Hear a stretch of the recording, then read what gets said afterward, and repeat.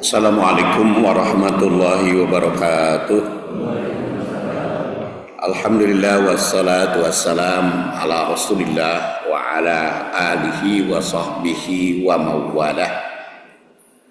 Ibadallah, usikum bitaqwallah fa innal jannata uiddat liman ittaqah. Jamaah rahimakumullah, kita akan lanjutkan bahasan tentang bagaimana meraih nilai ibadah haji dan umroh tanpa mendekati Ka'bah. Dan sekarang bagian yang ketiga, tausiknya adalah Rasul bersabda, man shallal ghadata fi jama'atin summa qa'ada yadhkurullaha hatta tatlu'a syamsu summa shalla rak'ataini kanat lahu ka ajri hajjatin wa umratin. Qala Rasulullah sallallahu alaihi wasallam tamah. Hadis ini diriwayatkan oleh At-Tirmidzi, lahir 209, wafat 279, 72, halaman 457. Dan sambungan makalah yang kedua masih membahas tanasub. Hadis ini dengan hadis lain, yaitu bagian yang ke-6 tanasubnya atau hadis yang ke-6. Apa yang biasa dilakukan oleh Rasulullah sambil menunggu terbit matahari. Jadi setelah Rasulullah Shallallahu Alaihi Wasallam melaksanakan sholat subuh, lalu kan jarak antara sholat subuh ke terbit matahari teh lama itu jaraknya.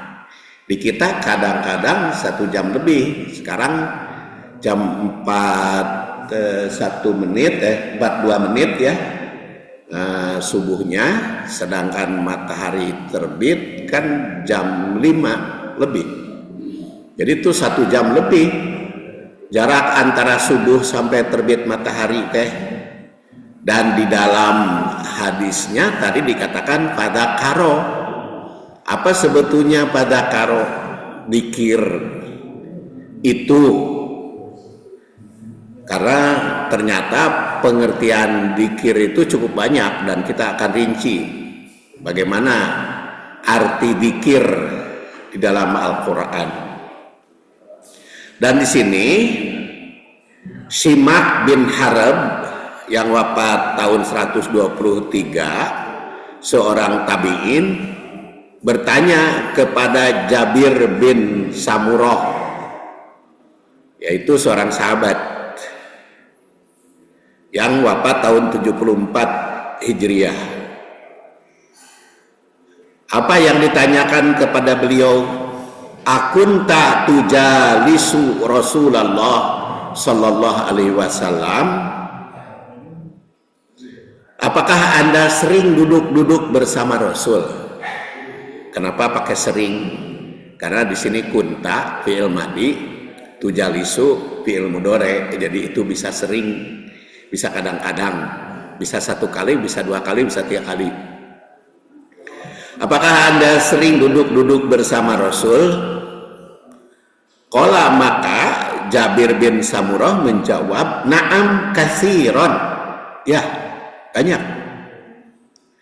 Karena adalah Rasulullah SAW ya la yaqumu, tidak berdiri, tidak berangkat, min musollah, dari tempat sholat. Musollah itu tempat sholat. Kadang-kadang lapangan juga kalau digunakan sholat Idul Fitri kan suka disebut musollah.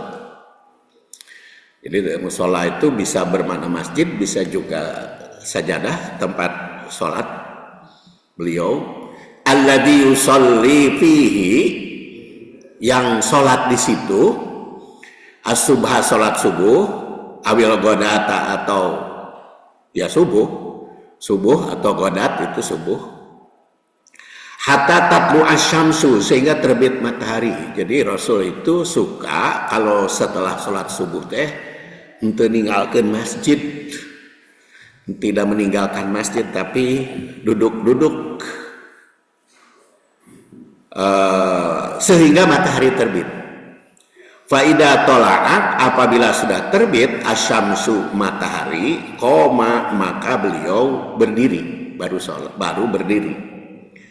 Wakanu, dan keadaan Rasul dengan para sahabat antara sholat subuh dengan terbit matahari itu yatahaddasuna, ngobrol-ngobrol, diskusi, berbincang, berdialog.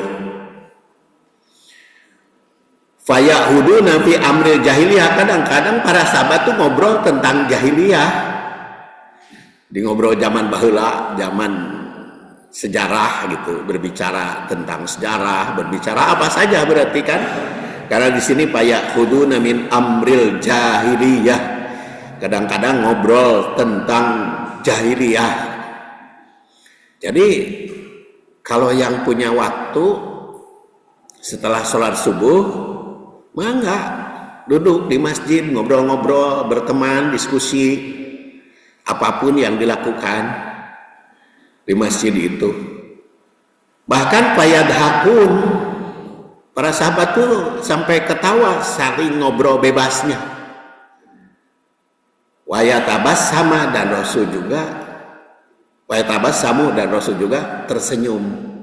Jadi kalau para sahabat sampai hoghag gitu ngobrolnya seserian, Rasul mah tersenyum.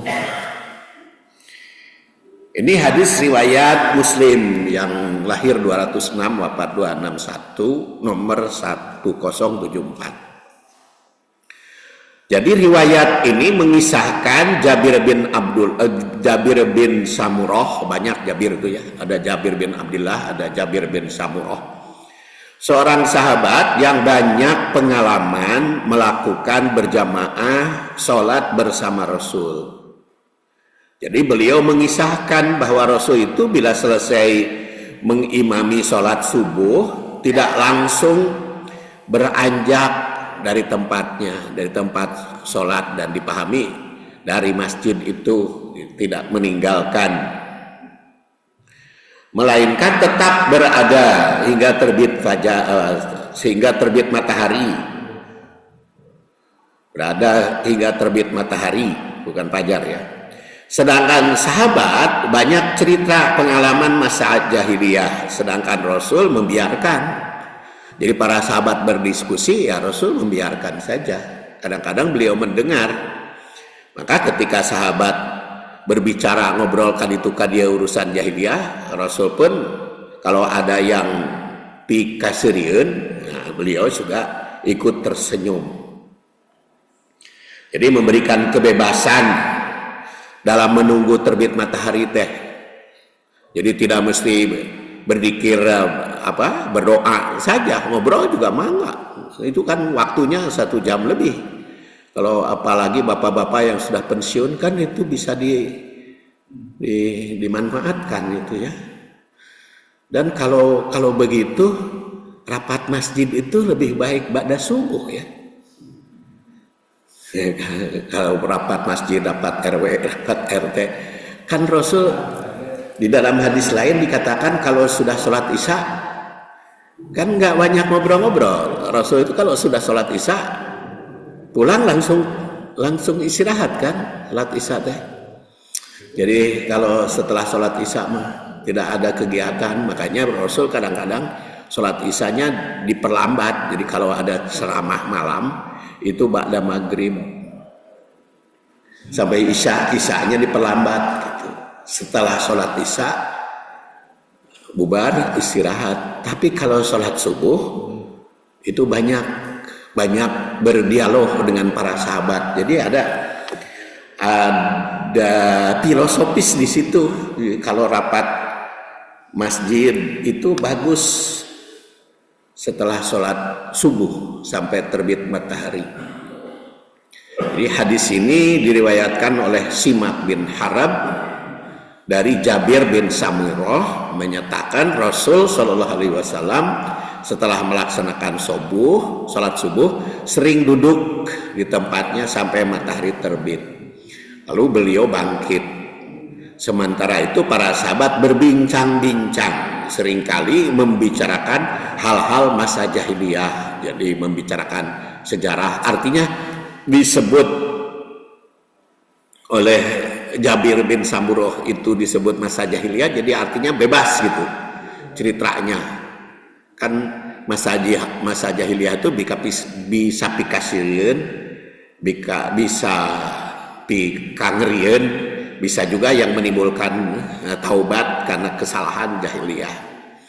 Dan Rasul itu turut tersenyum atau juga tertawa. Cuman kalau ya tabasam itu tersenyumnya tidak ngagak-gak gitu. Kalau yadhakun bisa saja ngagak-gak para sahabat ya. Tentu mempunyai beberapa makna dari hadis ini ya. Biasa kita kaji hadis dari beberapa disiplin ilmu lah. Ya mulai dari makna tersirat. Satu, kebiasaan Rasul setelah sholat subuh. Hadis ini menunjukkan bahwa Rasul SAW memiliki kebiasaan untuk duduk di tempatnya setelah sholat subuh hingga matahari terbit. Jadi Rasul itu tidak tidur setelah sholat subuh. Tuh, kalau tidak ada tugas ya berada di masjid. Ini mengisyaratkan anjuran berzikir atau berdiam dari masjid setelah sholat subuh yang merupakan waktu penuh berkah pada sholat subuh. Kenapa penuh berkah? Karena Rasul juga berdoakan Allahumma barik lana fi bukurina. Ya Allah berkahilah kami fi bukurina pada pagi-pagi ini. Jadi tradisi ini menginspirasi untuk mengisi waktu pagi dengan aktivitas spiritual, zikir, renungan, dan persiapan untuk menghadapi siangnya. Itu makna yang pertama, kebiasaan. Kemudian yang kedua, manfaatkan waktu sholat subuh itu sikap rendah hati dan kebersamaan Rasul. Rasul SAW duduk bersama para sahabat dan berpartisipasi dalam obrolan mereka. Ini tidak untuk hari-hari gitu. Seganti Rasul mah dikir gitu sorangan. Para sahabat ngobrol-ngobrol, tapi ternyata Rasul terlibat juga dengan para sahabat urusan ngobrol, urusan diskusi, urusan macam-macam, termasuk tentang masa jahiliyah, tanpa menghakimi atau menunjukkan ketidaksukaan, tidak menghakimi, tidak memvonis urusan mereka. Hal ini menunjukkan isi humanis, ya, kemanusiaan Rasul Shallallahu Alaihi Wasallam sebagai basyariahnya itu akrab dengan sahabat, akrab sekali. Rasulullah SAW itu humanis, menunjukkan kasih sayang. Jadi saking kasih sayangnya dengan para sahabat, sehingga sahabat itu bebas ngobrol, berdialog, berdiskusi. Dulu kan saya uraikan, Rasul itu sering berdialog kan dengan para sahabat. Rasul ditanya oleh sahabat, maka Rasul menjawab. Dan kalau sahabat tidak ada yang bertanya, maka Rasul bertanya kan kepada sahabat, ala uhbirukum bi akbaril kabair, kadang-kadang urusan dosa Rasul yang bertanya, apakah aku beritahu kalian? Nah, itu. Jadi kalau sahabat tidak bertanya, maka Rasul yang bertanya. Kumaha lamun Rasul teu bertanya, sahabat teu bertanya. Mun kitu ngundang Jibril Rasul. Sampai Jibril datang. Kan hadis riwayat Bukhari Muslim menerangkan Jibril datang kepada sahabat, sedang ngobrol-ngobrol, Jibril datang. Apa yang datang? Jibril bertanya, mal iman, apa itu iman? Lalu kan Rasul membicarakan apa itu iman. Setelah itu mal Islam. Kemudian setelah itu mal ihsan. Itu dialog Jibril. Sehingga kaget kan para sahabat itu karena saking lutut orang itu bertemu dengan lutut Rasul kan, sampai tapi kedengaran gitu bicaranya. Jadi setelah dia pergi, yang bertanya itu Rasul bertanya, siapa tadi yang datang yang nanya? Gak tahu ya Rasulullah. Baru Rasul menyatakan itu teh Jibril nanya. Nah, jadi itu kalau tidak ada yang tanya jawab itu sampai Jibril bertanya. Saking pentingnya dialog dalam pengembangan ilmu.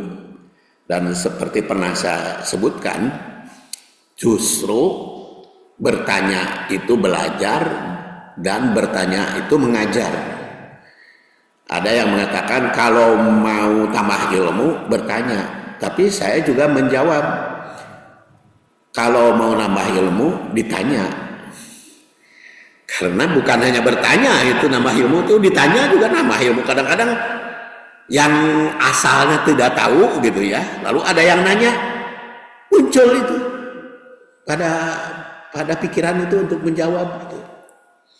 Muncul menjawab.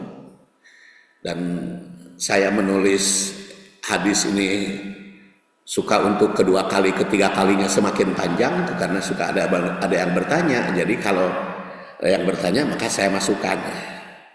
Termasuk juga nanti makalah bagian keempat itu ada pertanyaan di sini kan, Pak siapa yang nanya kemarin itu bertanya bagaimana kalau mengkodok sholat ba'da subuh karena kaburu sholat sunat fajarnya, tapi mau akan dijawab di makalah katilu ayeuna engke dijawab di makalah keempat. Karena ketika saya masukkan sudah 12 halaman. Kalau sudah 12 halaman itu tekaburu kabahas. Jadi dibatasi makalah itu 8 sampai 12 halaman. Pas sudah mau masukkan, lewat, jadi nanti aja. Ahad bulan depan. Kemudian makna yang ketiga, adab dan fleksibilitas dalam berinteraksi. Rasul Shallallahu Alaihi Wasallam membiarkan para sahabat berbincang tentang masa lalu mereka tanpa menginterupsi atau menegur mereka. Beliau bahkan tersenyum atau tertawa bersama mereka. Ini menunjukkan bahwa dalam interaksi sosial Islam mengajarkan fleksibilitas dan kebijaksanaan serta membolehkan perbincangan ringan yang tidak melanggar syariah. Tentu saja ada hadis-hadis yang lain kan, tidak boleh membicarakan ekonomi ya. Tapi kalau pedoman ekonominya kan disampaikan pula oleh Rasul. Tapi transaksi ekonomi kan tidak boleh. Atau membicarakan kehilangan kan tidak di masjid ada aturan-aturan syariah. Tapi selain itu masih seperti masalah ekonomi temenang sote transaksi dari membicarakan ilmu ekonomi. Bagaimana berekonomi, bagaimana mengembangkan ekonomi kan itu kan boleh, karena ekonomi itu cukup banyak kan dibicarakan oleh Rasulullah, sampai masalah menanam korma saja kan disuruh uji coba oleh Rasul. Itu waktu seorang sahabat kertak-kertek di pohon korma, sehingga Rasul kaget kan nanya apa itu bunyi kertak-kertek. Karena sahabat yang lain kan, ya Rasulullah beliau itu sedang ngawinkan bunga korma. Kenapa harus dikawinkan? Ya kalau tidak dikawinkan buahna goreng. Coba engke mantong cek Rasul. Teu kudu dikawinkan kan. Dipraktekkeun pan sahabat teh dipraktekkeun teu dikawinkan. Ternyata bener kalapetong buahna teh. Lalu Rasul tanya, lapor kepada ya Rasulullah, ternyata itu kalapetong kormaten udah dikawinkan. Makanya antum a'lamu bi umuri dunyakum kata Rasul. Makanya kalau urusan ukarar itu mah kalian harus lebih tahu. Kalau jadi artinya kan harus lebih tahu. Jadi ini yang diundang untuk reinterpretasi kita di dalam hadis. Makanya hadis itu berkembang. Mengapa banyak agama yang bubar sekarang itu karena tidak berkembang dasar hukumnya. Tapi kalau Islam kan semakin kesini kan semakin maju penduduknya, walaupun sekarang di negara-negara Eropa banyak kepala-kepala negara yang tidak beragama ya.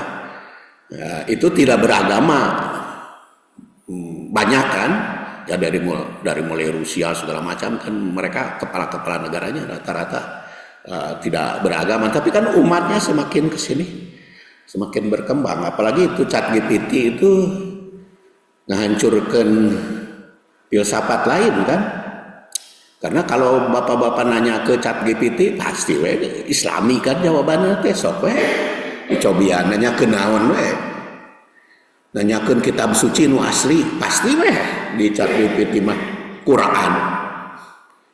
tidak menjawab kitab-kitab yang lain kan. Nah, Quran padahal kan itu teh orang bukan muslim kan yang buat lagi ChatGPT teh. Katanya orang Yahudi ya yang membuat itu, tapi kok segala pertanyaan itu dijawab ke situ pasti tentang Islam. Kayak Islam karena emang itu ya yang murni. Jadi dari kepala-kepala negara mah banyak yang keluar dari tidak beragama ya karena mungkin dia tidak bertanya lagi. Itu Islam itu makanya semakin kesini kan semakin berkembang, semakin bertambah. Jadi kalau Nietzsche mengatakan Tuhan itu guys mati ya Tuhan mereka kan, Yesus itu yang sudah wafat. Atau ada yang mengatakan agama itu semakin lama semakin kehilangan, ya itu agama mereka. Kalau al-Islam semakin kesini semakin bertambah. Karena apa? Karena syariat Islam itu seperti tadi mudah diinterpretasi ke zaman postmodern.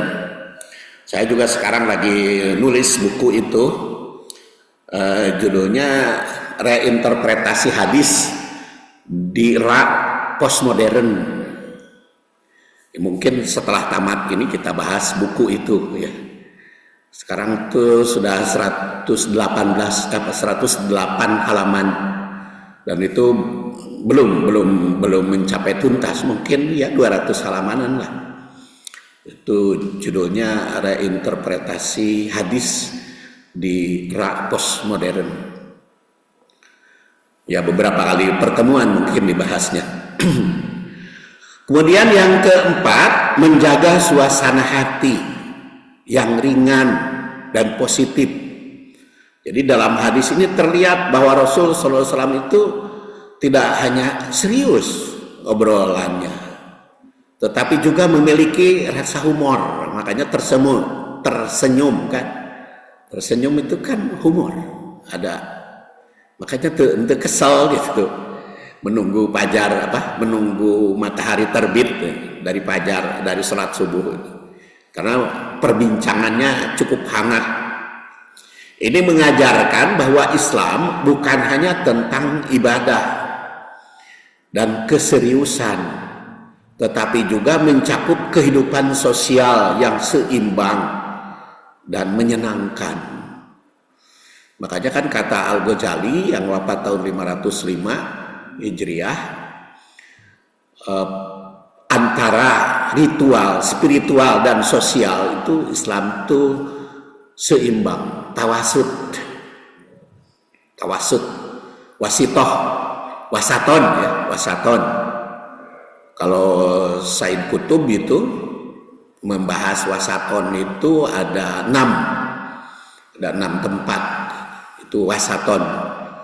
Ada tentang antara akidah, muamalah, antara spiritual dan sosial, antara waktu, antara usia, kemudian antara sikap perpolitikan, antara sampai 6 hal itu Said Qutb dalam Dilalil Quran dibahas.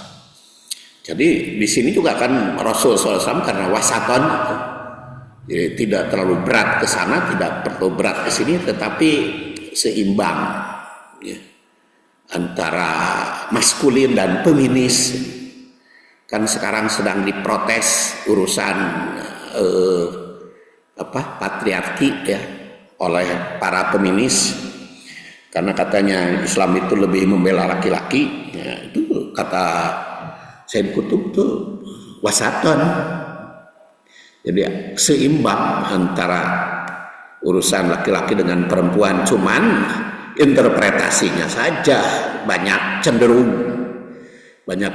membela laki-laki, menyudutkan perempuan itu karena interpretasinya aja. Dalam prakteknya maka kita coba nanti. Kemudian yang kelima, menghormati kisah-kisah masa lalu. Jadi sebagai bagian dari belajar. Jadi berbicara masa lalu itu sebagian dari belajar. Baik yang positif maupun yang negatif, masa lalu itu adalah sumber pelajaran. Bahkan turunan saja kan hadisnya sudah kita bahas pada waktu yang lalu. Ta'allamu min ansabikum. Pelajarilah atau ta'allamu itu belajarlah dari keturunanmu, dari nenek moyangmu.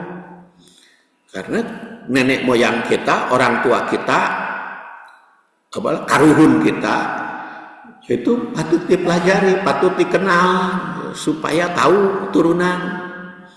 Mungkin kata ahli gen mah tahu gennya, gen masing-masing.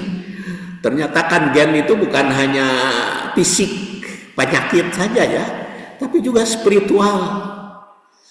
Makanya ada istilah para mereka itu dari sudut nasab ya, ada habaib dan sebagainya, walaupun perbincangan ya itu biasa, interpretasinya beda-beda, silahkan. Sampai habaib sekarang tuh di Indonesia itu kan rame ya, ada habaib, ada segala macam. Kalau di Jawa ada gus, ada cak, kalau di Garut aceng, itu kan gen itu gen. Jadi gen itu ada fisik, ada rohani, ada spiritual, bahkan torekat juga ada gen gitu ya. Dan itu muncul gen itu.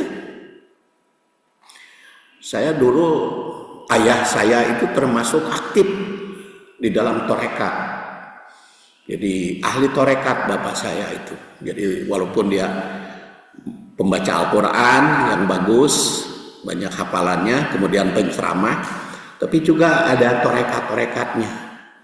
Saya juga sempat itu masuk torekat dan sampai ke Cihamerang, Gunung Halu. Padahal saya di Cianjur, sampai berguru ke Cihamerang, Gunung Halu. Tuh torekat. Kemudian setelah saya kaji Quran dan hadis, saya tinggalkan torekat itu. Dan sering saya bahas negatifnya torekat. Ternyata anak saya sekarang aktif di torekat. Yang Cikal itu dia aktivisan di torekat. Kang Jalal juga anti torekat dulu itu. Putrinya sekarang terjun dalam bidang torekat. Bahkan dia mursid perempuan se-Indonesia torekatnya. Itu keponakan saya itu mursidnya. Kalau anak saya itu ketemu Habib Umar Al-Hafid yang dari Yaman.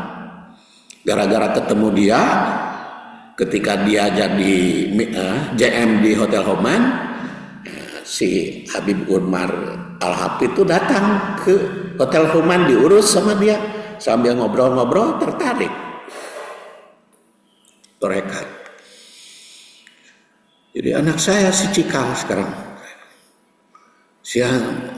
tapi sering juga berdialog ya kita berikan kesempatannya pendapatnya, berikan kesempatannya berdiskusi, walaupun sesekali sintrek setik itu ucapan, sehingga cari gitu dasar-dasarnya, ya udah lah untuk waktu kita ponis berdialog aja gitu. Nah, tapi itu ada dan menurut Habibnya itu katanya kamu itu ada gen tentang torekatnya. Karena di mana ya berhenti akina bapak nama sakedeng dan termasuk itu anaknya putrinya Kang Jalal juga dari mursyidnya itu karena ada gen katanya. Belum setruknya juga ada gen kan. Dari 4 bersaudara, Kang Yusuf, Kang Jalal, saya dan Saiful Islam 4 bersaudara kan semuanya ngalami setruk. Hanya sekarang Kang Jalal sedang stroke ya. Kita doakan semoga cepat sehat.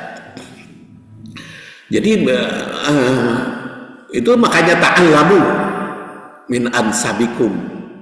Jadi pelajari turunan itu ya tentu saja kan gen itu bukan berarti takdir yang tidak pernah bisa diubah kan. Takdir juga bisa diubah, usaha ya ku Allah tuh. Yang membuat takdir dari Allah, jadi yang mengubahnya Allah. Tapi Allah itu kaitannya dengan usaha, dengan usaha manusia ada kaitan. Makanya kalau Rasulullah SAW juga memberikan peluang untuk para sahabat ngobrol kaditu kadieu sampai urusan jahiliyah, itu jadi pembelajaran. Jadi sebagai pembelajaran. Meskipun para sahabat membicarakan urusan jahiliyah, itu bisa direfleksikan di dalam kehidupan. Kemudian pelajaran yang ke-6, pentingnya keakraban dalam komunitas. Rasul memberikan contoh tentang pentingnya duduk bersama dalam lingkungan yang akrab dan penuh persaudaraan. Dipikir-pikir Rasul kalau membaca hadis nama teladan di dalam segala hal ya. Bisa kita pelajari dari berbagai aspek kehidupan dan dari berbagai disiplin ilmu. Makanya saya sering kirim hadis-hadis, satu hadis beberapa kali kirim ya di grup WA itu dari berbagai disiplin ilmu ya, minimal kita cari pelajaran dari karangan para ahli. Ini penuh interaksi yang terbuka dan santai di antara para sahabat menjadi salah satu cara untuk menciptakan kebersamaan yang sehat dan penuh rasa hormat. Hadis ini mengajarkan bahwa keakraban dan komunikasi yang baik adalah elemen penting dalam membangun komunitas yang harmonis. Jadi antara sahabat dengan sahabat, antara sahabat dengan Rasul. Bahkan ternyata Rasul itu kan pakaiannya sama aja kan dengan sahabat, tidak beda. Kenapa saya katakan sama? Kan sampai ada yang kaget kan, ibu-ibu itu satu peristiwa. Ibu-ibu sedang menangis di dekat kuburan. Oleh Rasul ditegur, kenapa kamu nangis? Sabar tuh hari aya nu maot teh. Ngambek pan ibu-ibu teh. Ada Rasul marah itu kepada Rasul. Ya karena marah jadi Rasul tinggalkan si ibu-ibu itu. Lalu datang dari belakang ke ibu-ibu itu. Bu, tahu tadi yang lewat itu yang menegur kamu? Enggak tahu. Itu teh Rasul ngurejat kan si ibu teh ngejar Rasul tobat, dia bersikap begitu. Yang saya pelajari di situ ternyata pakaian Rasul teh sama gitu dengan para sahabat, kan beda dengan paus kan seragamnya apa gitu ya, pendeta bagaimana, air Rasul mah sama. Kalau kita makan, kalau kiai, ustad, pakai benok, pakai iga, pakai naon gitu. Rasulnya sama aja dengan para sahabat. Jadi makanya kalau ditanya kumaha pakaian Islami, menurut saya pakaian Islami itu yang memenuhi syarat, ada syarat-syarat tertentu. Tetapi modelnya ya sesuai dengan zaman saja. Kalau saya ceramah di Al-Fitrah itu pakai sarung, pakai kopiahnya, memang rata-rata pakai sarung, pakai kopiah kan. Jadi ya sesuai aja dengan jemaahnya. Jadi kalau khutbah Jumat, ya karena memang rata-rata pakai celana panjang ya ikut aja. Jadi sesuai. Rasulullah itu sesuai. Jadi tidak ada seragam. Muslim tuh seragamnya begini, kan enggak begitu. Karena ada yang mengatakan kalau Muslim teh kudu pakai gamis, enggak kan? Jadi sama aja. Nah itu makanya saya penting tadi reinterpretasi hadis di dalam era postmodern teh perlu kita kembangkan. Mudah-mudahan aja segera nanti terbit lah bukunya. Walaupun ari nganalkeun penerbit mah mane lami pisan. Saya juga sekarang sudah berangsur buku-buku itu diterbitkan ke penerbit ya dan dapat ISBN. Kemudian yang ke-8, manfaat waktu setelah sholat subuh hingga terbit matahari itu dipersilahkan diisi diskusi tentang berbagai hal yang bermanfaat tentu saja untuk umat. Kemudian setelah terbit matahari dan naik hingga beberapa saat, maka dipersilahkan sholat 2 rakaat. Jadi bukan begitu matahari terbit, bukan. Ada jarak dari matahari terbit itu untuk sholat. Kan pernah juga saya ceramah subuh di salah satu tempat. Jadi ketika sedang mengaji begini langsung ngacung jamaah teh Pak. Itu sudah terbit, sudah isrok. Sudah isrok negur kepada Rasul harus berhenti. Kenapa harus saya sedang isrok harus berhenti? Kan untuk salat isrok. Jadi bukan harus begitu terbit harus langsung, enggak, tunggu dulu sampai beberapa saat. Jadi tidak mesti berhenti. Apalagi sekarang kan salat isroknya agak awal. Nanti kita lihat ya itu 352 subuh. Nah isroknya nanti subuh isrok terbit 521 ya. 521 itu terbit matahari. Jadi kalau mau sholat ya tunggu heula, jangan 521. Kan 521 mah sedang terbit mataharinya. Sedang terbit kan tidak boleh sholat. Itu makan ibadahnya orang Shinto ketika matahari terbit. Jadi kita mah jangan ketika matahari terbit, sudah lewat gitu terbit mataharinya.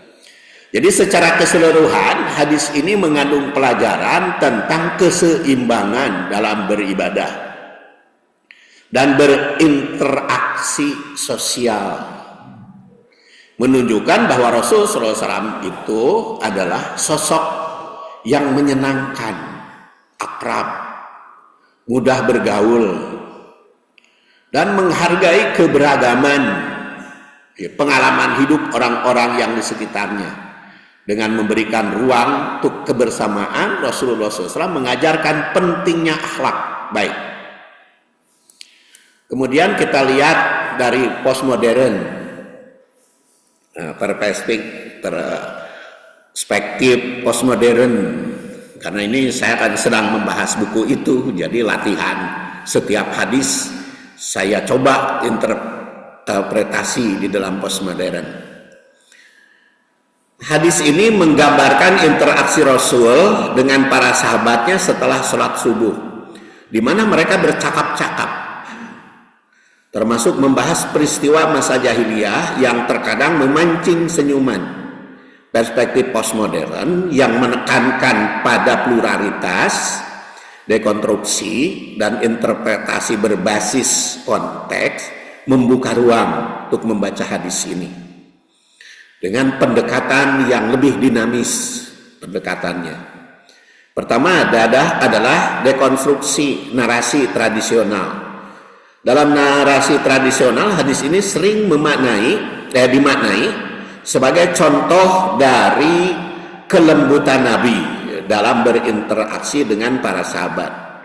Perspektif modern akan mendekonstruksi makna tersebut. Jadi tidak hanya fokus pada kepribadian Rasul, tetapi juga melihat hadis ini sebagai manifestasi dari kehidupan, dari sosial Rasul Sallallahu Alaihi Wasallam. Jadi maknanya interaksi sosial itu yang egaliter tentu saja. Nabi menunjukkan bahwa hubungan sosial yang harmonis itu dapat melibatkan obrolan ringan, termasuk tawa dan candaan.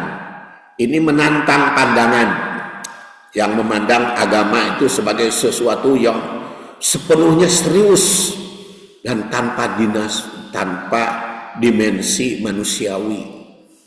Kalau bapak-bapak lihat ceramah di TV Saudi, ya, di TV Saudi TV itu, ceramah teman serius gitu, nggak ada dia humor itu.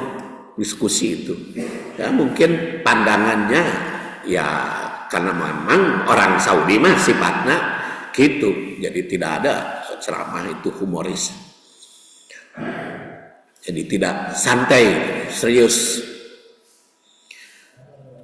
Kemudian B, pentingnya konteks budaya. Obrolan tentang masa jahiliyah itu dapat dipahami sebagai upaya untuk memaknai masa lalu dengan lebih reflektif. Di masa lalu bagaimana keberadaan sekarang. Pendekatan ini relevan dalam postmodernisme yang memandang sejarah bukan sebagai narasi tunggal, tetapi sebagai rangkaian peristiwa yang bisa diinterpretasi ulang sesuai kebutuhan masyarakat. Sejarah itu, sejarah nama nu berjalan pasti benar, tetapi interpretasi pada sejarah beda-beda. Ketika zaman Bung Karno, maka Bung Karno lah yang segala macam pelaku sejarah. Ketika zaman Soeharto, maka Soeharto.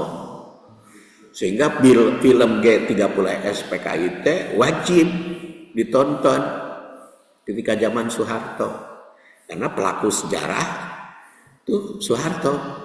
Tapi ketika zaman Gus Dur kan eureun itu G30, apalagi ketika Megawati berkuasa, Soeharto teh goreng kabeh. Jadi ketika zaman Soekarno Orde Lama nu goreng teh. Ketika zaman Megawati mah Soeharto nu goreng teh, bukan nu halus. Jadi interpretasi sejarah itu tergantung penguasa, tergantung penafsir. Ai sejarahnya mah bener, nganu mah nganu bener, interpretasi kan. Ai sejarah nu asli nama bener dengan penulisan sejarah yang beda-beda teh. Penulisan sejarah kan. Kapan Islam datang ke Indonesia? Rata-rata kan abad ke-13 Masehi. Tapi kan kata Pak Mansur mah abad ke-7. Jadi zaman Sayyidina Ali, zaman Khulafaur Rasyidin itu, Islam itu sudah masuk ke Indonesia. Dan bukti-buktinya juga ada. Kata Pak Mansur kan gitu, kan bukti-buktinya ada di Indonesia bahwa abad ke-7, abad para sahabat tuh sudah masuk Islam. Bahkan Ali bin Abi Thalib itu sudah ke Indonesia katanya kan gitu. Buktinya ada. Tapi kan waktu itu sejarah itu kan abad ke-13. Nah, abad ke-13 Masehi berarti kan sudah Abbasiyah 500, iya. Sudah lewat Abbasiyah. Jadi sejarahnya mah benar, itu pasti benar. Cuman interpretasi dari sejarah itu macam-macam yang bisa berbeda-beda. Ya sama hadis juga, hadisnya mah benar mutlak karena itu wahyu. Tapi penafsiran dari hadis itu bisa bermacam-macam. Makanya ada koridor. Nanti juga dalam buku saya yang sedang disusun ini, bab sebelum terakhirnya itu bagaimana koridor memahami hadis itu, yaitu yang 11 langkahnya. Jadi nanti ada tekstual, ada kontekstual. Tapi yaitu sejarah itu bisa diinterpretasi ke berbagai macam disiplin ilmu. Kemudian 2, jadi pluralitas makna. Kalau di zaman modern ya plural maknanya macam-macam. Pendekatan postmodern pada hadis ini membuka kemungkinan berbagai interpretasi sesuai dengan konteks zaman dan situasi. Contoh umpamanya tersenyum sebagai bagian dari spiritual. Jadi dalam tradisi Islam, humor itu sering dianggap sebagai elemen yang memperkuat hubungan manusia. Maka ulah jamdud, ulah kucem. Tapi sekarang jamdud itu sering terjadi. Kadang-kadang ngobrol, anak-anak incu kumpul ngobrol. Ngariung na mengariung. Tapi incu keur ngobrol jeung urang mana gitu. Anak ka mana karena ngobrol dia lewat WA gitu incu. Anak ieu keur ka mana? Ayak ieu keur Zoom segala macam ya. Jadi ngumpul tapi tidak ngumpul. Sekarang itu kan banyak ngumpul tapi tidak ngumpul kan. Ngumpul fisiknya tapi rohaninya tidak ngumpul. Kadang-kadang suami istri juga kan duduk sedang duduk santai tapi suaminya ngobrol kan lewat WA kemana gitu, istrinya kemana, ngumpul tapi tengumpul rohaninya. Itu kadang-kadang maka itu dianggap persenyuman itu komunikasi yang baik. Kemudian menormalisasi diskusi masa lalu. Jadi pembahasan tentang masa jahiliyah menunjukkan bahwa mengenang masa lalu tidak selalu bertujuan untuk mengecam, tapi juga untuk memahami dan belajar dirinya. Sok ayeuna kan mungkin saja pilihan Bapak untuk sesuai pilkada itu kemarin, pemanya baik Gubernur Jawa Barat maupun Wali Kota Bandung tidak sesuai, kan itu bisa muncul itu perdebatan. Sok we didiskusikeun naon sababna tuh. Naon sababna di Bandung itu Parhan yang menang menurut quick count. Naon sababna Jawa Barat itu Pak Dedi nu meunang menurut quick count. Bukan bukan Ahmad Sayhu sama Ilham Habibi, kan kurang kumaha eta teh duanana ge doktor ya. Ilham Habibi genetik ge bagus tapi teu meunang kan. Nah itu teh didiskusikan. Ya antara lain dijawab oleh Pak Dedi, "Da saya mah cenah kampanye na oge ti baheula atuh." Ya memang di zaman periode dengan Pak Ridwan Kamil kan. Jadi karena dia tahu bahwa periode yang akan datang saya akan nyalonkan diri, maka dia kampanyenya udah 5 tahun terus menerus. Itu kan jawaban antara lain itu kan itu perlu diskusi. Kenapa? Jadi bukan hanya masa jahiliyah Arab saja, masa pengalaman yang lalu juga silakan didiskusikan itu. Kenapa? Untuk perbaikan masa yang akan datang, sehingga ada yang menilai Sunda Wiwitan yang menang, politik agama yang kalah, kan ada juga yang begitu kan. Itu perlu dikaji gitu ya, apa sebetulnya. Jadi itu masa silam dan itu banyak kan waktu setelah sholat subuh itu didiskusikan untuk masa-masa yang akan datang. Anu pro maupun kontra, tapi ulah emosional tapi secara terbuka gitu diobrolkannya, diskusinya, supaya saling memberikan pelajaran, karena itu perspektif itu kan mendukung dalam kehidupan dan pengalaman manusia.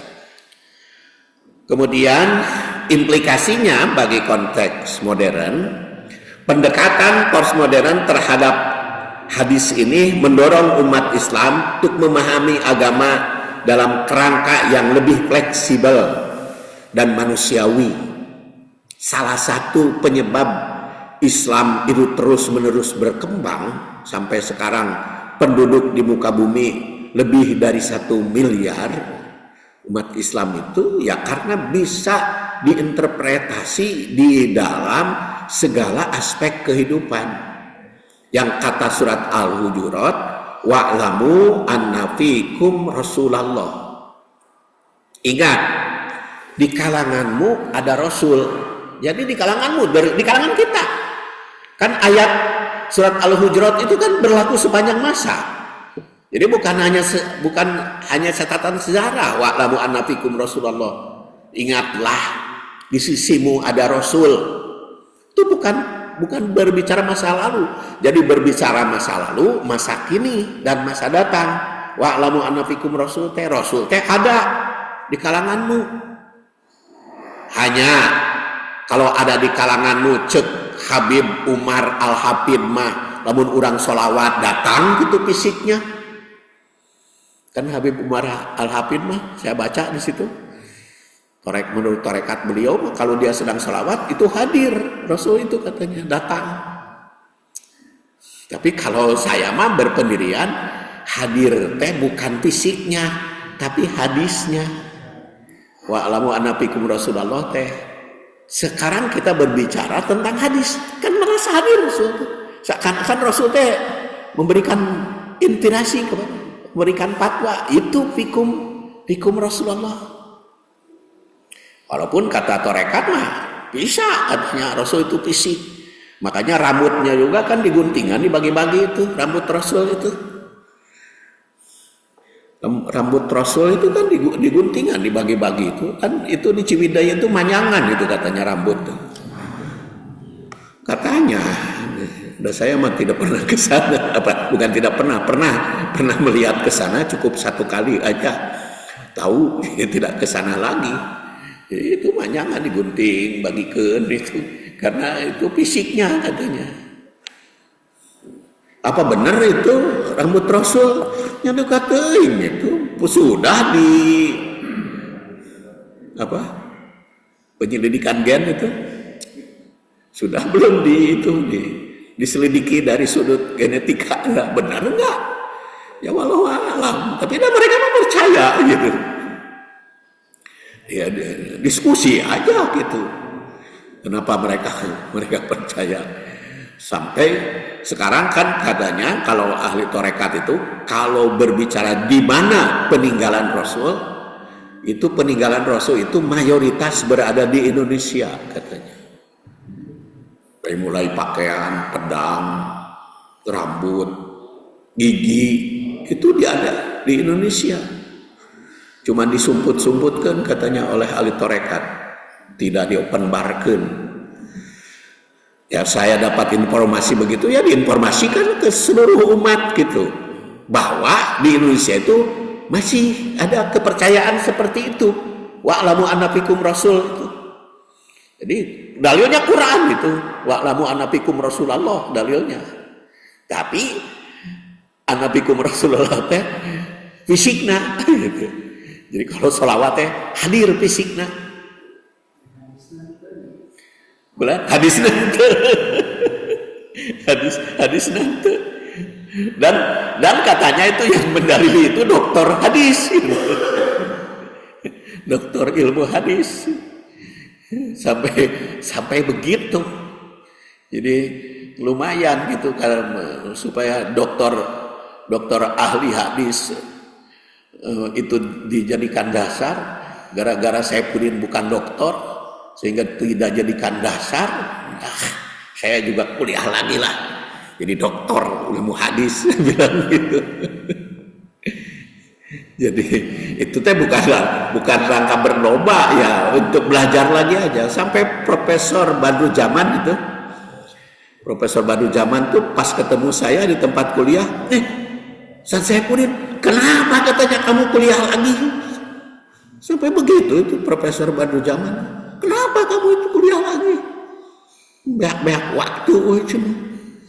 Aduh Pak, cinta kita belajar gitu. Itu mah bener-bener Pak Profesor Badru Jaman menegur. Sok cenah aya nama saya mah kuliahna 2 kali aja. Wal awalu wal akhir. Itu pertemuan pertama dia hadir. Terus kuliah, geus itu pertemuan terakhir. Kuliah lagi. Saya mah cukup aja karena di sini ada Saifuddin.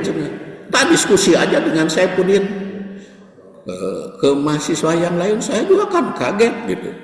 Asalnya mah abi mah teu kenal gitu da poho gitu. Saha ngahulang we nah cing teh profesor teh kieu ka saya teh. Karena mungkin dia memantau. Jadi sampai begitu bertanyanya, kenapa katanya kamu kuliah lagi? Ya saya mau menambah ilmu, saya bilang. Tapi ya itulah, kalau di dunia perguruan tinggi kan kalau lain doktor mah mana mau maca para doktor itu kan gitu. Jadi ada fanatisme ke doktor dan profesor gitu. Jadi ada di alat sekarang. Jadi kembali ke perspektif postmodern memberikan sudut pandang baru terhadap hadis ini, mengajak umat Islam untuk empati dan kemanusiaan yang kontekstual. Hal ini relevan untuk menjawab tantangan modernitas. Jadi membahas hadis postmodern itu modernitas. Tapi ya seperti tadi yang tradisional juga banyak berkembang. Itu kan yang torekat tadi saya bicarakan itu terus menerus kan bertambah. Soalnya ayeuna jamaah umroh nu punya torekat mah ratusan itu udah jamaah teh sampai ribuan per tahun teh. Travelnya juga banyak jamaahnya tuh ngajabreg. Tapi anu tuh punya torekat mah saeutik we. Kemudian juga tatbiknya di dalam tatbik atau penerapannya dalam filsafat pendidikan.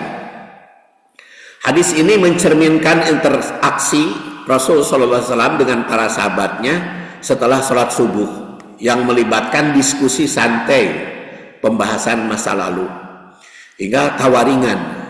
Dalam konteks filsafat pendidikan, hadis ini mengajarkan berbagai prinsip penting yang dapat diterapkan dalam pengelolaan pendidikan, baik dalam aspek formal maupun informal. Pertama, prinsip pendidikan dalam hadis ini, yaitu pertama, pendidikan sebagai proses holistik. Nabi tidak hanya mengajarkan ilmu agama secara khusus, ya, ritual, tetapi juga memfasilitasi diskusi sosial dan sejarah. Ini menunjukkan bahwa pendidikan harus mencakup berbagai aspek kehidupan, termasuk spiritual. Yang kata Al-Ghazali, sekarang itu, kalau dinilai sekarang, spiritualnya lebih tinggi dibanding sosial. Dan itu kenyataan karena masih bulan yang lalu, ya belum 1 bulan, itu rumah saya itu hampir kebanjiran. Kenapa? Selidik demi sedikit ada yang buang spring bed kasusukan. Ya Allah, eta mah untung kanyahoan. Spring bed dibuang kasusukan, susukan teh kan ke belakang rumah saya. Eta nyangkut di jembatan teh. nyangkut. Jadi rem itu kan bisa ke rumah saya ngelemnya, dibedol, diangkat, baru ngagolontor. Itu membuktikan bahwa dia tidak memikirkan gitu sosial. Jadi komo ari sampah biasa mah dibuang ke sungai itu. Sampai di sini juga kan begitu, ya. Sampai banyak banjir. Itu sekarang juga belum diangkat besi nama daetana nama apa jok nama udah hancur itu kucai besi nama belum hancur. Tuh ya Allah duka teuing saha nu ngabuangna. Dapan itu mah cek abdi mah kata Oma Irama mah terlalu gitu. buang seping kan kasusukan terlalu. Dan itu kemarin itu istri saya itu pulang dari rumah sakit hari Jumat ya, pulang dari rumah sakit, pulang dia kaget marah-marah. Kenapa mah marah-marah? Itu Pak, ember tempat sampah kita pinuh ku sampah saha duka teuing. Eta mah tong kan saya sediakan ember untuk sampah. Nah, ada kosong kene tadi pagi mah, ayeuna sore jadi pinuh. Ya otomatis satu istri saya mah marah-marah gitu. Kenapa ya mah ya Allah cenah menimiceun sampah teh ka tempat sampah urang. Padahal urang mah geus dipisah-pisah karena saya mah kalau sampah kan dipisah-pisah. Jadi sampah bekas makanan segala macam sayur-sayuran itu kan saya kumpulkan itu. Itu disimpan di ember besar itu di atas. Itu untuk pupuk. Jadi mungkin 6 bulan sampai 1 tahun baru bisa jadi pupuk. Tapi itu jadi yang di tempat sampah itu hanya yang kering-kering saja. Ini berat segala macam. Nah itu kan teologi sosialnya kumaha gitu. Jadi kalau kata padahal itu abad ke-6 Imam Ghazali itu mengatakan jadi sosialnya itu kurang. Jadi merasa tidak berdosa buang sampah ke sungai itu merasa biasa-biasa aja. Jadi padahal itu teh sosialnya kumaha. Nah ini kaitan dengan belajar. Jadi Rasul SAW itu mendidik pada kita di dalam berbagai situasi. Kemudian yang kedua tentu saja filsafat pendidikan itu berbasis dialog. Jadi diskusi Nabi dengan para sahabatnya itu menunjukkan pentingnya interaksi dialogis dalam proses pembelajaran. Dalam filsafat pendidikan, dialog adalah metode untuk memahami ide berbagai perspektif. Makanya seperti tadi saya katakan, belajar itu bukan hanya nanya, tapi juga ditanya. Karena dengan ditanya itu nambah ilmu sampai Jibril diundang. Kemudian humor dalam pendidikan. Ditawa Nabi di tengah diskusi memberikan pelajaran bahwa humor adalah elemen penting dalam menciptakan suasana belajar yang nyaman. Hanya tentu saja humor bukan melawak ya. Sehingga pelawak itu cerita-cerita bohong gitu, jangan sampai begitu kan. Karena Rasul menggariskan kalau cerita bohong itu berbahaya kan. Dan cukup dosa besar orang itu bercerita bohong supaya orang lain ketawa. Jadi humornya itu juga terbatas. Jadi diskusinya yang menggelitik untuk bertambah ilmu. Hal ini dapat kreativitas ya. Jadi perlu ada kreativitas, mengurangi tegangan dan membangun hubungan yang lebih akrab antara guru dan murid. Kemudian kontekstual materi pendidikan, Nabi membahas masa jahiliyah bukan untuk mengecam semata-mata, tapi juga untuk memberikan konteks pembelajaran. Ini mengajarkan bahwa pendidikan terus harus relevan dengan konteks sosial dan historis supaya tadi kalau istilah Said Kutub tawasud di pertengahan antara ritual spiritual, antara maskulin dengan feminim, antara itu menjadi pertengahan sehingga seimbang. Jadi masa-masa buruk jangan hanya digoreng, tapi juga bagaimana pemraktekannya.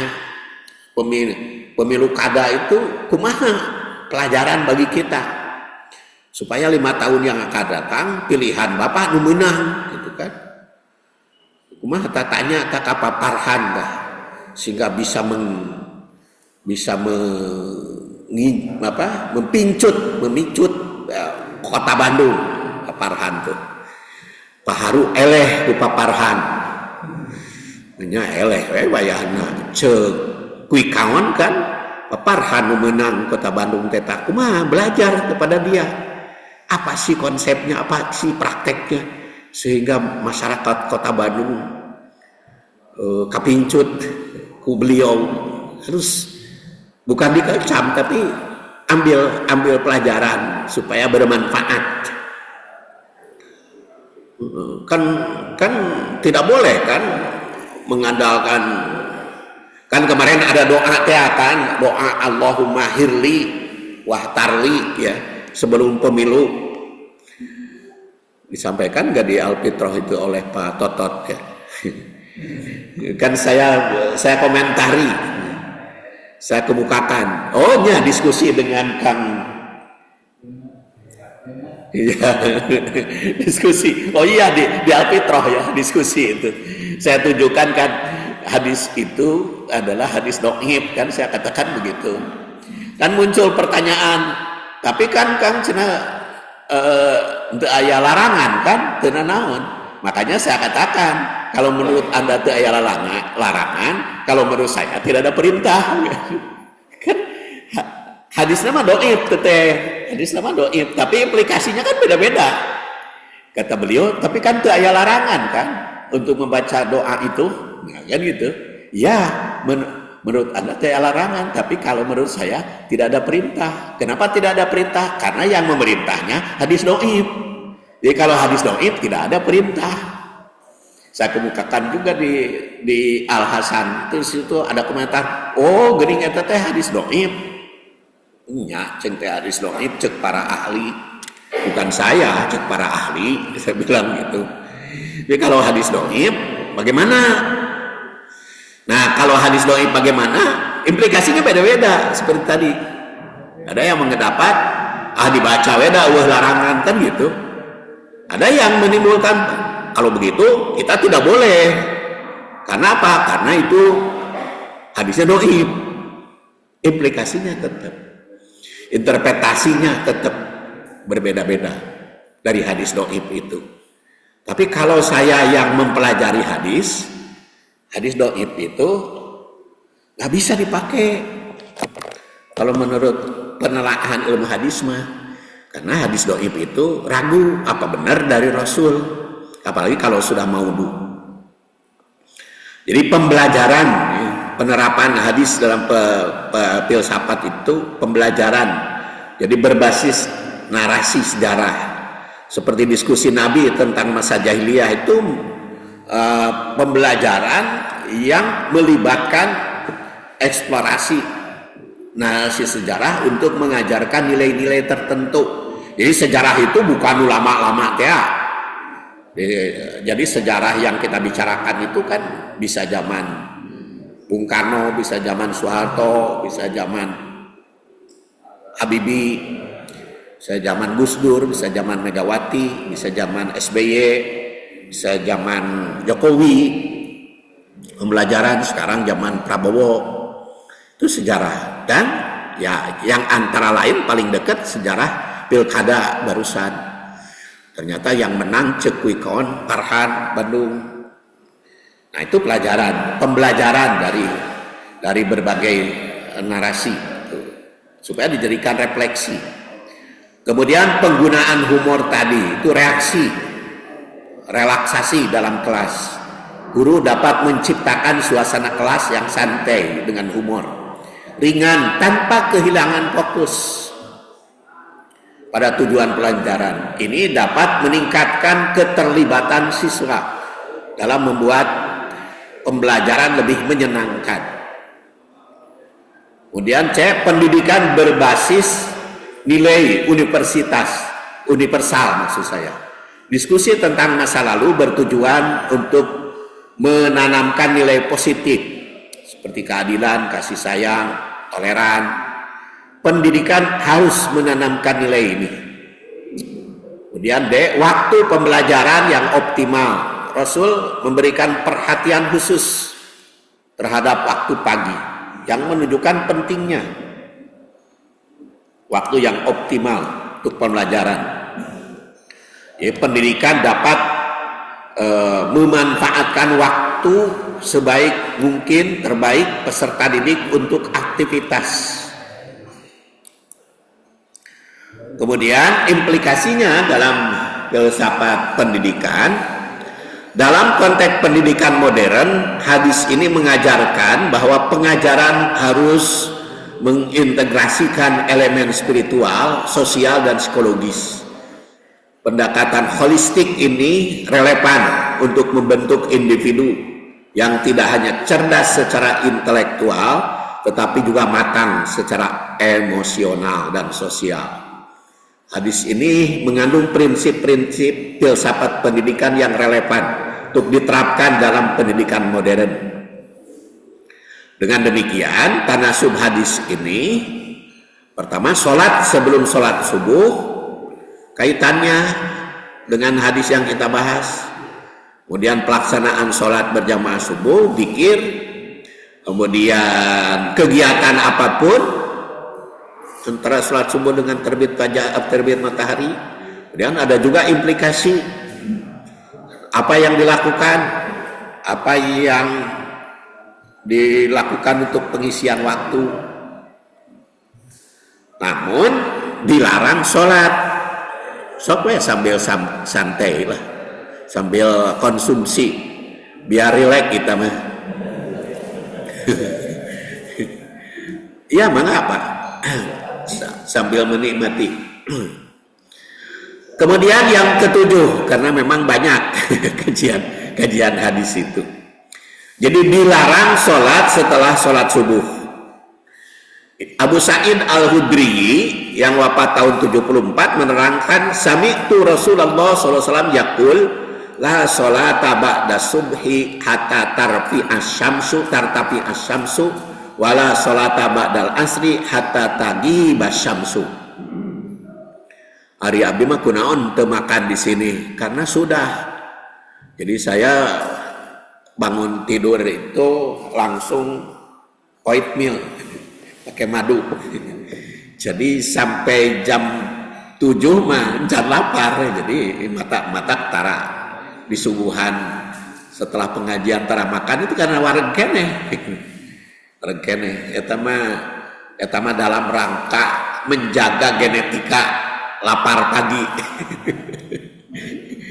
Menjaga genetika lapar pagi, jadi begitu bangun langsung minum bikin oatmeal dicampur madu. Oatmeal dicampur madu. Jadi wargane waya kieu teh. Jadi kembali kepada hadis tadi, Sa'id Al-Hudri, saya mendengar Rasul bersabda, tidak ada sholat setelah sholat subuh. Hatta tartapi asyamsu, tartapi'a naik mataharinya. Wala sholata ba'dal asri, dan tidak ada sholat setelah asar. Hatta taghiba syamsu, sehingga matahari terbenam. Nah, ini dalam hadis ini kan setelah sholat subuh dilarang, kemudian ketika matahari terbit, karena yang boleh itu tartafi'a, sudah naik. Kemudian setelah sholat asar dilarang sholat sehingga matahari terbenam. Jadi ketika matahari terbenam juga tidak boleh, harus sudah terbenam. Dan kita hadis lain, lihat Abu Hurairah, anna Rasulullah SAW, sesungguhnya Rasulullah SAW naha anis sholah ba'dal asri hatta tagruba syamsu wa anis sholah ba'da subhi hatta tatlu asyamsu. Tidak boleh sholat setelah asar sehingga matahari terbenam. Tidak boleh sholat ba'da subuh sehingga matahari terbit. Kemudian ditafsirkan juga oleh Utbah Al-Juhni yang wafat 53, salah susaat karena Rasulullah SAW yanhana, 3 waktu Rasul melarang, yaitu an-nusalliya fihinna au an-nakburo, atau ngubur mayat fihinna mautana, yaitu ketika matahari terbit. Ngubur mayat nggak boleh ketika matahari terbit. Atau bazigotan, sehingga bergeser hatta tartapi'a, sabu bazigotan hatta tartapi'a, sehingga matahari naik. Wahina yaqumu qaimud dhahira, dan ketika matahari memancarkan sinar di atas kita sehingga tamilah samsu, sehingga mengkol mataharinya. Dan hina tadoyab as-samsu lil ghurub, dan matahari mau terbenam. Itu bukan hanya sholat tapi juga menggubur mayat. Nah, dari hadis-hadis tersebut, tiga hadis tersebut, jadi hari dilarang, waktu dilarang itu setelah sholat subuh hingga matahari terbit. Jadi waktu larangan ini tentu panjang, itu tergantung jarak antara fajar dan matahari. Kedua, ketika matahari terbit sampai meninggi. Jadi waktu ini dimulai dari saat matahari baru terbit. Ya mungkin antara 15-20 menit setelah terbit matahari. Jadi kalau tadi terbit mataharinya sekarang itu jam 5.21, ya sholat tuh tambahan 15 menit, 36, 40. Kemudian saat matahari puncak sampai condong ke barat ketika di atas. Tapi ada kecuali kalau sholat Jumat, itu sudah dibahas pengecualiannya pada waktu yang lalu. Jadi keadaan ini dianggap kurang baik untuk melaksanakan sholat karena banyak maknanya, ya. Setelah sholat asar hingga terbenam, ketika matahari hampir terbenam sampai benar-benar terbenam, tentu saja maknanya melarang tasabuh. Jadi pembicaraan jahiliyah itu ada yang dikoreksi oleh Rasul. Ya, orang jahiliyah yang suka ibadah ketika matahari terbit, di antara lain ya Shinto ketika matahari terbit kan. Tapi karena mungkin kan oleh Shinto matahari itu dianggap perempuan. Ya, Shinto itu kan matahari itu kan perempuan, karena kalau laki-lakinya kan Susmono siapa apa namanya itu. Jadi kalau di dalam bahasa Arab matahari itu dianggap perempuan dan laki-laki itu bulan. Wasyamsu tajri limustaqoril laha, itu muannas. Wasyamsu tajri, jadi matahari itu perempuan. Dan bulan wal qamara qaddarnahu, itu laki-laki. Jadi bulan laki-laki, matahari perempuan. Dalam bahasa Arab begitu. Ternyata oleh Shinto dipercayai bahwa matahari itu dewi perempuan dan dewa bulannya lain, bukan bulan. Karena dianggap matahari itu perempuan, memberikan rezeki, dia sembah, itu ada ada pengaruh kepada filsafat hidup mereka Jepang teh. Makanya menyembah matahari Jepang banyak rezeki teh, bukan mataharinya yang memberi rezeki, tapi sugesti hati mereka, persepsi mereka terhadap matahari. Ya, kita juga matahari itu sumber energi tapi bukan disembah kan. Makanya oleh Rasul dilarang untuk menyamai mereka. Kemudian yang kedua tentu menghormati, atau larangan mengubur jenazah waktu tertentu itu ada kaitan supaya ada perbedaan antara ajaran Islam itu dengan Shinto Majusi. Kemudian memberikan kedisiplinan dalam beribadah. Jadi hadis ini mengajarkan penting memperhatikan waktu. Jadi secara keseluruhan hadis ini menuntun umat Islam untuk memperhatikan waktu-waktu khusus dalam ibadah sholat dan penguburan mayat. Larangan itu mengandung hikmah agar ibadah dilakukan tata cara yang benar, waktu yang tepat. Kemudian maknanya tentu saja menjaga kesucian akidah, tapi terus beda. Kemudian waktu dilarang sholat, hadis ini menetapkan bahwa waktu yang dilarang sholat yaitu setelah sholat asar dan sholat subuh, itu juga kedisiplinan. Kemudian menghormati waktu yang dikhususkan, kemudian menghindari keletihan tentu saja kalau terus menerus, kemudian melatih kepatuhan melaksanakan ibadah, menghormati kebesaran. Matahari tetap dihormati, bukan disembah. Hormat pada segala ketentuan Rasul Shallallahu Alaihi Wasallam bersambung pada pukul 5.56. Insya Allah nanti bab berikutnya makalah yang keempat, bagaimana mengkodok sholat sunat fajar yang ketinggalan. Bagaimana sebetulnya kan? Itu kan terdapat informasi awalnya begitu. Kan terdapat hadis yang kontradiktif antara sahabat yang melakukan, Rasul terdiam, tidak menegur, tidak memperbaiki, antara hadis qauli Rasul yang melarang. Nah, bagaimana penerapannya yang kita kaji insyaallah di makalah yang keempat. Saya kira tidak perlu tanya jawab dulu karena sudah hampir pukul 6. Insyaallah kita lanjutkan bulan yang akan datang.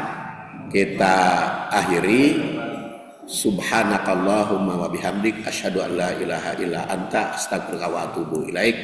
Assalamualaikum warahmatullahi wabarakatuh.